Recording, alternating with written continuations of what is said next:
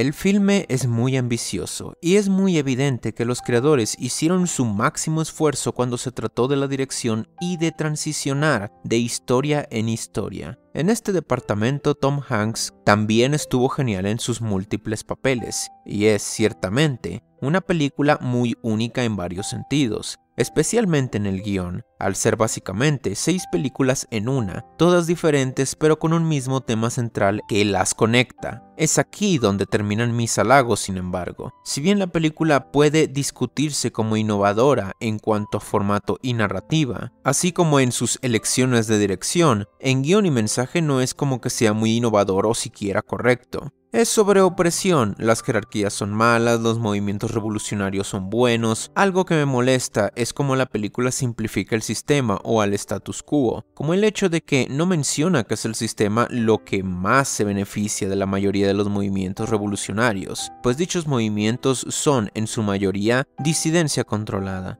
Algo que por lo menos tanto 1984 como Brave New World reconocían. Y la cosa es que a través de todas las historias nunca ves una mejora progresiva, sino todo lo contrario. La fórmula va de que algún protagonista idealista intenta oponerse al status quo en todas las historias, teniendo alguna pequeña victoria por ahí, solo para que a la siguiente historia todo sea incluso más mierda y opresivo que antes, como si el impacto de aquella persona no hubiera significado nada. Contrario al mensaje que la película intenta transmitir sobre que cualquier don nadie puede hacer algún cambio si se lo propone, y que cualquier contribución, por minúscula que sea, puede contribuir en grande en el futuro. Es como si la película en realidad estuviese romantizando el luchar en vano, y te diera el mensaje de que el mal siempre ganará la mayoría del tiempo, como si tener un culto random al final de la película hiciera que todo el embrollo hubiera valido la pena. La historia se puede poner tediosa porque dura más de 3 horas. Hay un total de 6 historias y los temas están bastante claros para cuando acaba la segunda historia. Realmente no necesitaba 6 historias. Podían haber sido 4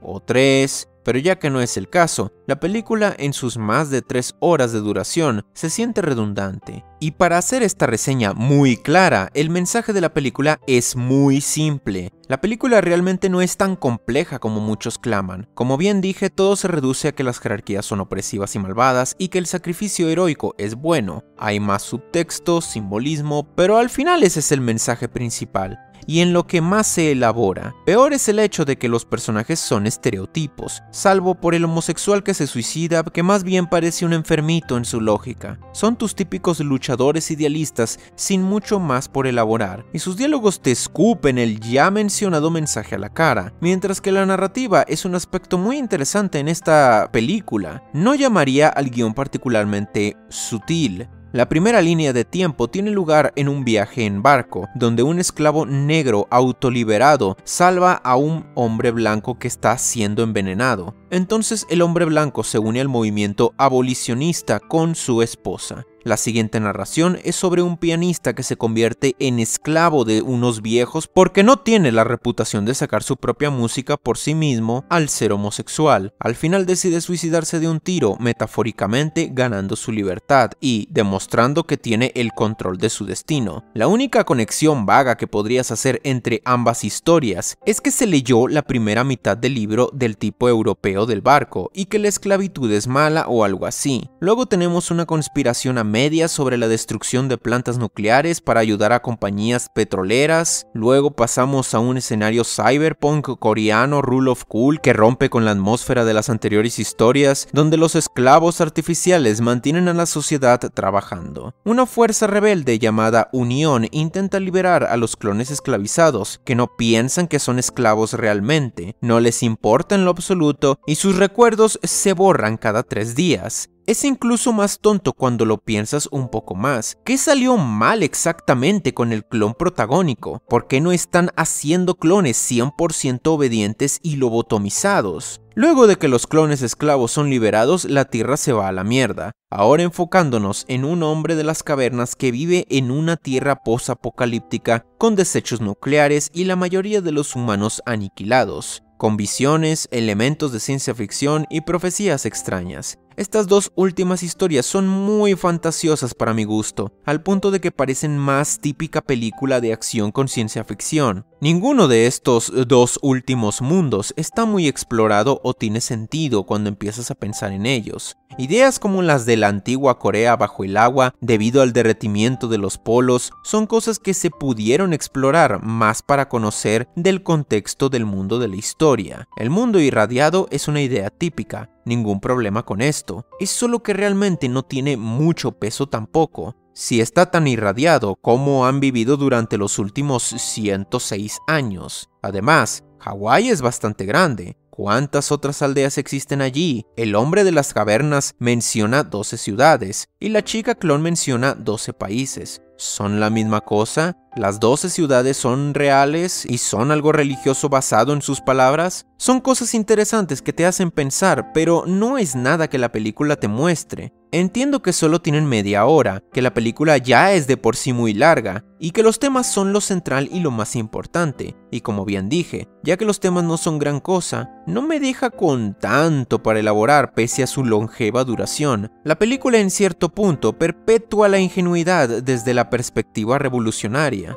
A la película le gusta promoverte la idea de que incluso una pequeña gota en el mar hace la diferencia, pero la forma en que la película demuestra su mensaje es con cientos de años contradiciéndolo hasta que finalmente se cumple gracias a dos historias de ciencia ficción sumamente fantasiosas que omiten los detalles de cómo se llegó y culminó con un culto a una chica clon, que de todos modos se encuentra en un mundo bastante decadente. Si uno realmente quiere cambiar el sistema, el esfuerzo individual es inútil.